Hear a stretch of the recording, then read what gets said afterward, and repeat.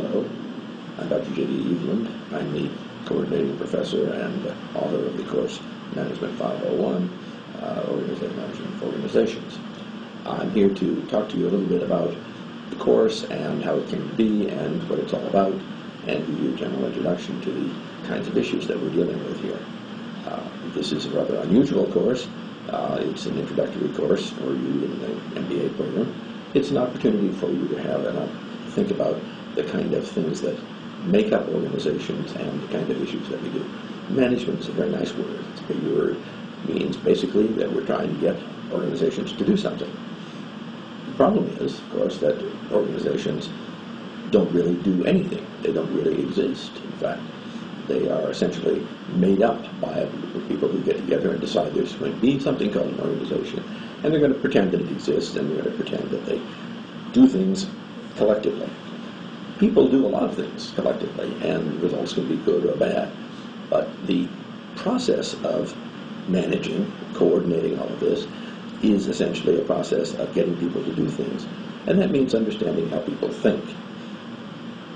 Understanding how people think is a very complicated process, and it's essentially involves the construction of patterns of ideas and patterns of thought.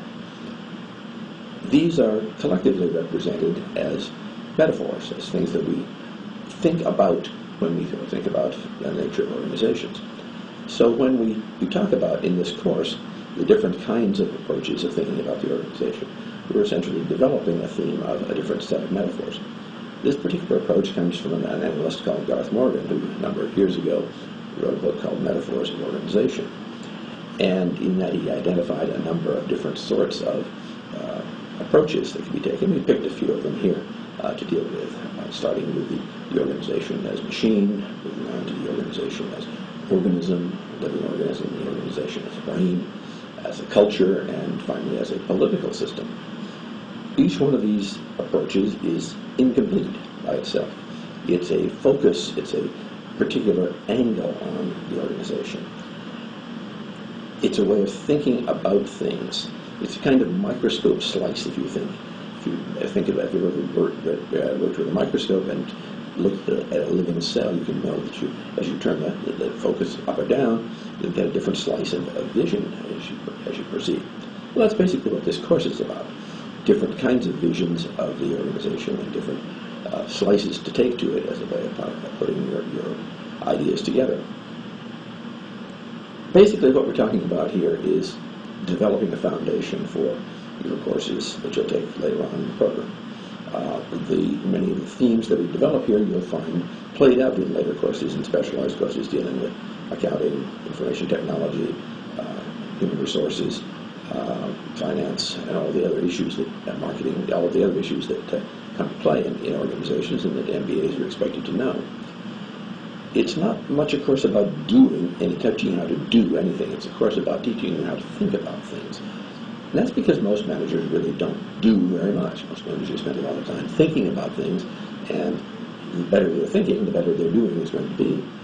So don't be worried if you don't emerge from this course with a whole set of things that you know how to do. You know, if you emerge from the course with a way of thinking about how things work and a set of skills that you can apply then in later courses that you take, then you'll be well off and you'll achieve the purposes that we set up this course to do. So I hope this is of some help in terms of giving you a thought about how we're proceeding here. We're trying to equip you to think better about how the process works. This is a complex course that requires you to think in a number of different sorts of ways. It requires you to change your way of thinking every 2 weeks. But I think you'll see as you go through that it becomes cumulative, that you get a better view of what the next module is going to be by virtue of having been through the previous ones. So if you take each module seriously and try to apply that particular way of thinking about something as best you can, you will have gotten the best you can get out of the course. I think when you get all done, you'll find it's an interesting exercise. The project assignments in this course have to do with sort of self-help exercises, and again, they will work only to the degree that you put effort into them.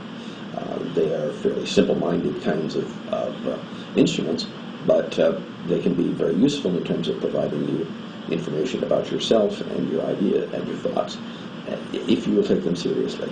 An important part of those exercises is being able to apply the conclusions you get to yourself. You may decide that the conclusions don't make any sense, and you don't need to apply them to yourself. That's fine, but you have to think about that systematically. And if you decide that they do make a difference, then think about what that might be and how you might apply that to yourself. That's the way to get the most out of this course.